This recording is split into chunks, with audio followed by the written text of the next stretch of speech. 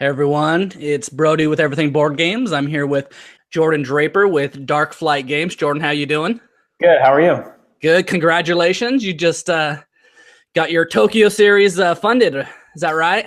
Yeah, feels great and a bit unexpected actually to get it this quick. So I'm really ecstatic about it. A lot of Kickstarters usually have one game, and you have three games going into your campaign here. Talk to us about the games, and then like why you decided to, put them all kind of together in a campaign. The whole series is going to be 12 games in the end. So these are the first three out of the 12. And the reason why they overlap is A, because the theme being around Japan, and well, Tokyo specifically in Japan, which is where I've lived in the past, and I speak Japanese. So I was inspired with my time there to make the series of games. The themes kind of came together from everyday cultural items that I wanted to explore further. So like Jidohanbaiki is about vending machines and drinks there, which I really enjoyed seeing the variety that they have and the concept behind, using automation instead of having convenience stores and having people working at all these places. I think it's a fascinating idea. So I just wanted to explore it further kind of as an art project in itself as well. And then once I started making some of these separate titles, it made a lot of sense to me to mix them together in different ways, whether that makes the themes overlap as well. Like in Tokyo Metro, you can add in the vending machines and drinks to build vending machines at the stations, which is how it is in Japan. They have vending machines in all the metro stations. So some of the themes overlapped, and a lot of the components can complement each other for making the different games. So I figured it would be cool to make a series of games where you could play more games by mixing them together, and then you can also play them one after the other. And in the rulebook, some of the games will have a little yen symbol with a circle around it, and that means you can keep your end score. So you could have like a continuous game night with the same people, and everybody can keep their end game score from the different games they play, and then you can have an ultimate winner if you want. So another fun way to put it together. I just think it's cool to have a set theme and move things forward in that way, and then be able to explore that further with those design constraints, because it can make a really cool product come out. They all have kind of that same theme, but they're all totally different games. They all have explained to us kind of, like Metro is the worker placement economic. Is that right? Well, yeah, we can start with Metro first. That's the heaviest game for sure out of these first three. So it's worker placement based, but that's only to get you further into the actions. And then it starts to become more of like an economic train game, in the sense that you have stocks and you're investing in different train lines, and you kind of have an open map, which is the actual Metro map. You have this open map to explore around and build stations at, which you can actually learn about where lines connect. So if you go to Tokyo, you'll know where certain lines actually go. But when you're moving around on the board, you're building stations to get income as the trains come by. So you actually have a person on a map, and you're like interacting within this map. But in order to do anything there, you have to use the worker placement system. So it's kind of two separate elements that wouldn't necessarily be used together normally, that come together in a different way. And then on top of that, like nobody owns train lines specifically, so you can have like stock splitting multiple directions, and players can have a lot of overlap in companies, and also like on specific routes. Maybe they'll both own a station on the same route, so you're kind of teaming up in a way, but you're also not wanting to team up too much. So you're trying to figure out how to cut profits from other players and invest at the right times. You can also like take out loans. You can get a bicycle and ride around faster on the map, and do some fun stuff like that. So yeah, that's a really heavy economic game that takes up to 2 hours, sometimes even a little longer depending on player count. And then the next one that I'll talk about is Tokyo Jutaku. So I got the box here. This is a remake of the first the first game, Jutaku, which is the same game, but what was the scaling? I think it's like 32% smaller. So this one's definitely blown up, and the pieces are going to be real wood instead of an MDF, which is still wood, but it's not quite as nice as a solid chunk. So this game is basically about building small homes in Tokyo. So you're going to have some pretty interestingly shaped pieces, and they'll fit together in different ways. But because they're so strangely shaped, it's going to be a bit surprising with how some of them will work and some of them won't in the way that you think, because you'll have little extra overhangs and stuff. So on the game, you're going to be moving around as an architect, and you'll be picking a site card from this grid of site cards to work on for one specific round, right? And then you have to stay within the bounds of this plot of land. So this is inspired by the small subdividing plots that are all over in Tokyo, because they have such small space and land is so valuable. People have been splitting their lots over the years, and they keep getting smaller and crazier shaped. So I studied architecture, and when I was in Japan, I thought I would look at some different ways that the plots were set up and take some inspiration from that. And then the pieces will have to stay inside of the lines, which is like these black outlines. And then you have to build a certain number of floors going up by stacking the pieces up. And you also have to use an exact number of pieces. The trick is you can never overlap like over blank space or over the edge from a floor previous. So you just have to build smaller as you go up, if that makes sense. It's kind of like dexterity type. Totally. But kind of more for adults, you know, like little kids. Yeah, it's really. Yeah, I mean, I tried playing with my nephew who's 5, and he like almost got it, but he didn't quite get it. I'd say this one is a little bit tougher for like some of the younger crowd, but like once, I don't know, you could definitely play this with kids for sure. They might even beat you because of the spatial reasoning that they have, and maybe we're a little far off from that being on our phones all the time. But yeah, so you got to build up a certain number of floors, use a certain number of pieces, yeah, following the rules. But everybody's doing this at the same time, so this is a real-time dexterity game. With up to 8 people. So everybody has their own plot, and you're all grabbing one piece at a time, and you can only move the one piece you're working on. Otherwise, if you want to like reverse, you have to put pieces back, for example. And since that's happening in real time, you got to really like search through and get the piece you need quickly, because some of the smaller pieces are the one you might be thinking of could be gone already. So after that, like somebody will finish first, and then they'll get to keep their card. Everybody else has to put it back. And then you'll move your architect token to another plot and start another round. So that's what you do in that game. It's a bit abstract, but the puzzles work really well. I did a lot of testing and balancing with all of the pieces, and I think it turned out really well as far as the strategy goes and how difficult it is. There's an easy side and a hard side to the cards as well, so you can play depending on what your skill level is. Yeah, it seems like some of those pieces are kind of like oddly shaped and everything, but you know, they'll fit on, you know, wherever on certain ones, and or almost all of them, but just in a certain way type thing. Yeah, I mean, you can flip them over and move them different ways. Some of them won't fit on some of the cards, but a lot of the time you can find really interesting ways to put them together and fit like just a really nice snug fit when you wouldn't necessarily see it until you twist it and kind of move it in the right way. And then you can, if you can fit that in the plot of land, then you know, here you can move on to the next floor. So then we'll move on to the last title of the first Kickstarter, I should say, which is Tokyo Jidohanbaiki. So this is a game about Japanese vending machines, as I mentioned. It's really cool, though, because it's got a lot of miniatures in it.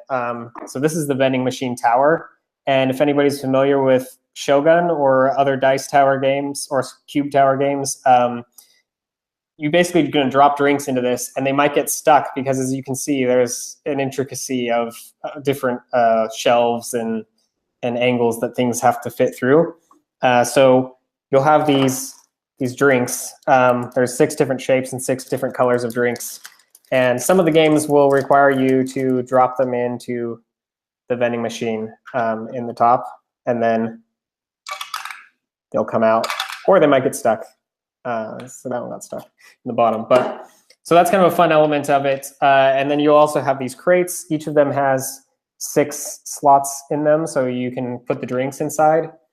And then this is like opening up tons of possibilities for what the games can be inside. And then you've got some yen, and you've got some stock cards, which is 1 for each color and 1 for each shape of drink.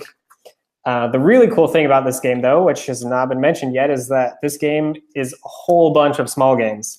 So, and some of them, when I say small, that's not completely accurate, because some of them are pretty complex. But guest designers have come in to design the games for these that I've asked from other companies, or ones that I've met at conventions or when I've been living abroad or wherever.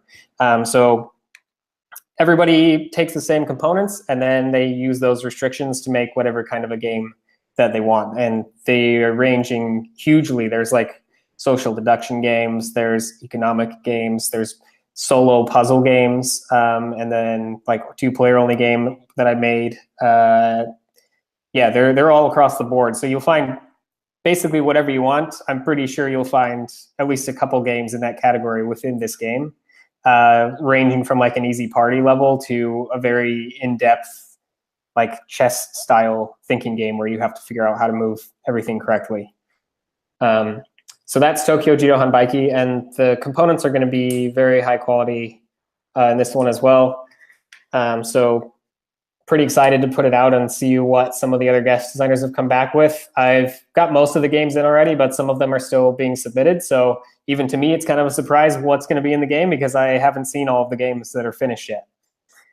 And that's the first 3 titles. Then there's 9 more to come after that. Some of them have already been designed, and other ones I'm moving back to Tokyo, so I'll be kind of doing some hands-on research, and I plan to study a few other fields and like use that as inspiration to make not only an accurate simulation, but also find something else that intrigues me about Tokyo to make a game. Are they all going to be Tokyo themed, or are they all going to be Japan? You know, have something to do with Tokyo. I mean, it's all about Tokyo. This series, it's definitely Japanese as like a bigger blanket, without a doubt. But everything in the game will have overlap inside of Tokyo as well. Gotcha. And now, is the Judo, I can't even say it, Jidohanbaiki, is that, first of all, what does that mean? That means vending machine in Japanese. Vending machine. Okay, that's what I thought, but, who really knows who doesn't speak the language, That cover there, that one has your picture on it. Is that, something special or, Yeah, it is. I mean, I would never normally put my face on a game box. I mean, Friedman Freese has got away with it quite a few times, but I put it on there because I really love drinks and vending machines. Like, it's pretty, I can't say it enough how much I enjoy them for some reason. Like, every time I live in Japan, I end up spending I have to budget out a monthly budget for how many drinks I buy, because I'm usually spending like at least $5 a day on drinks, because like it's just 100 yen and you throw it in and you've got like a warm drink or something new you've never tried. So this to me was kind of like a special shout out to that like 2 of my hobbies that I absolutely love, playing and making board games and Japanese vending machine drinks, like they finally came together in a way. And I had this picture that I took like at Tokyo drinking Pocari Sweat, which is one of my favorite drinks. And I don't know, I couldn't help but put it on there. I figured when I'm an old man at like 80 or whatever, I'll want to look back and be like, yeah, all right, that was a pretty crazy time in my life to make this weird creation. So I know the art is, kind of within the gameplay. Is that yours or is that someone else's, or? As far as like how the artwork is done, or? Yeah, the artwork. Yeah, it's all me as well. Almost all the games that I've done, I've also done all the artwork too. So I'm self-taught graphic designer. I ran an Etsy store and did some other things that were really graphic design heavy. So I figured I might as well just use it here instead of outsourcing it. And I have an affinity for minimal aesthetics, as I'm sure everyone can see. So I want to keep things really simple, which also comes in with the Japanese theme and how they design things. So having all of that line up, this is why like there's monochromatic box covers and everything, because everything is branded and identifiable easily, but it also has depth to it beyond that. And that kind of follows through with all of the components inside of the games as well. Like Jutaku only uses 2 colors. It's just black and this kind of blue color on white. And that's the only color in the game. And the other ones, like I always pick nice palettes that go together with the pieces and try to keep everything about that. Like Tokyo Metro is just about the colors of the train lines, and all of the player pieces are completely neutral beyond that. Well, congratulations for funding. When is it over? On February 4th. So you got a little bit of time, but we're in the middle of a push right now. So if we get to 50,000 within 72 hours, then there's this fully metal currency that I designed that's going to be like used within the Tokyo games, all of them. So you can just buy this one currency to use with all 12 games in the end. And you're going to get that for free if we hit the stretch goal of 50,000 within 72 hours. So if you want to back, like you should probably come back now so we can get the free currency to everybody. And then instead of thinking about it. And if you don't want to, pledge in the end, you can always back out or whatever. It's Kickstarter. So yeah, sounds good. I'm going to put the links and everything when, this gets posted. And so, if this looks like something you guys want, just go down and click on those links and it'll take you right to there. Tell me now about your starting with board games and your background and, before you started designing, how you got into board games and that stuff. I mean, I played games as a kid. I think everybody played games as a kid, which were pretty typical games. I didn't actually get heavy into the hobby until around 2007, 2008. And I had a mutual friend who I think he had like 500 plus copies or different games in his collection at the time. So it was kind of a shot in the dark for me, where every week something new would hit the table that I had never heard of before. That really started like opening the scopes of what I realized could be in games and showing me how the mechanics worked and what was available and how worker placement was, and Euro style games versus dexterity games versus anything else. And some of those mechanisms I would think a lot about before I was designing games, and kind of coming up with some ideas in the back of my mind, but I never followed through with anything until 2015. And then me and my business partner, Nick Halper, we designed Poison Bottles together, which was our first release. And after that, I kind of explored things in different directions and realized that I like economic games the most. So almost every game that I make has some level of economics inside of it, or some kind of currency for a win condition. So exploring that a little bit further, I wanted to take my art side of things, because I consider myself a fine artist as well. Like I said, I studied architecture and graphic design and everything. So I figured I might as well explore creativity in that direction, and then mix that together with the clean aesthetics and unique game mechanics. So when all of those come full circle, then usually I'll get inspired by something very specific and mix everything together into a game and keep balancing it until it's there. Usually it just hits me as like a strike of lightning. Like I've got this idea and then I just push it out within 24 hours and develop it from there. But the core comes out very quickly. Most of the time anyway. Tokyo Metro, it started as a different game using the same map. It was like a pickup drop-off game. And then it turned into this really heavy train economic game, which was a fine progression. But yeah, the initial spark usually just comes from a theme that I've either lived in or been inspired by. Besides your games that you've designed, what games are you playing? Like, what are some games hitting your table that you're playing these days? Sure. I just revisited Modern Art again, because I actually have the box here. The Oink version I got at Essen, which I love Oink games, by the way. I play their games all the time. So that game has been one of my favorites from the beginning, because it's literally just auctions the whole way through. It's probably one of the coolest systems. There's a reason why it's so popular, right? So I love that game.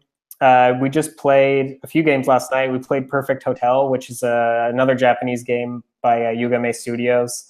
And that game is very simple, but incredibly deep, I think. You've got like cards and you're trying to build up a hotel using these number cards. And there's a certain order that if you start building floors, then you have to keep going with new numbers. You can never revisit floors you've done before with numbers. So anyway, some interesting thoughts going on with that one. That's Perfect Hotel. That's a really fun game. Then we played the Pyramids Deadline, another Oink game, last night. Usually I'll play heavier games back in the States. Since I'm moving around right now, like I'm in Oslo, I've been playing some lighter games because I literally can't fit the heavier ones in my suitcase. But Peak Oil was pretty fun. Played that one recently. I loved all of the mechanics in it. I was liked and also hated the fact that you could block people from the worker placement spots. But I thought that was a really great game and beautiful, like super aesthetically beautiful game. Let me think what else I've been playing. I haven't played any like super heavy antiquity style stuff for a little while, but usually we'll every other week we'll bust out like a 5-hour plus game and get deep into it. Dark Flight Games, explain kind of that logo and how Dark Flight came. So the logo was originally inspired for me by the idea. This is what it means to me personally, and I don't think anybody would necessarily get this if I didn't explain it, but It's like the idea of living inside of a creative space and sort of taking a dark flight, in the sense that it's dark as in everything else in the world kind of disappears, and you are just freely focused on being creative and like going on your own adventure in whatever you're trying to do in your mind. So that's like taking a dark flight, you could say, in a way. I mean, it's a little, anyway, yeah, that's kind of the premise of it. And then I was really into zoology for a little bit. I don't know, I was in London and found this bat skeleton, so I drew it, and that's what became the logo, was from drawing that when I was there. And it kind of fit together with the whole theme. And my business partner Nick also agreed that it was in line with what we wanted to do, and kind of, it was very, very minimal and simple, which we wanted, but it's got a cool aesthetic to it as well, and focuses in on that idea of like enjoying life and creativity versus being too serious about stuff. Gotcha. All right. Now, I know, you're focused on these 3 games in the Kickstarter right now. Are any of your others going to be coming out this year, or is that not till next year? Or? Yeah, we've actually got some other titles coming out this year, which are in their small box games. So like we've got 3 different standardized size boxes, which Import Export was the last release. That's like the big size box, which is how big Metro is. It's basically 2 of these together. So this will be the regular size box. Then we've got these medium size boxes, which is Jutaku and Jidohanbaiki. And then we've got one that's half this size, which is half the width. So we've got a few of these half size, small size boxes coming out. Turin Market, which was originally released earlier, is getting a reprint now because people demanded it suddenly, thanks to heavy cardboard covering it. So that's going to get a reprint. That's a pretty fun economic, like it's completely driven by player perception economics, and you've got blind bids and set collection for like different goods on these cards and different payouts at the end of the game. So that's getting a reprint. And then we've got another game called Curses and Candy, which is themed around when you're trick-or-treating as a kid and you're trading candy and everything. That uses a system from this other game, which I think is called Meek de Bone, but I'm not sure if that's the actual name. It's a German game. And you've kind of got a rondel with how you're picking candy. So we kind of took a little bit of inspiration from that, twisted it, and put it into our own game about trick-or-treating and collecting candy as kids.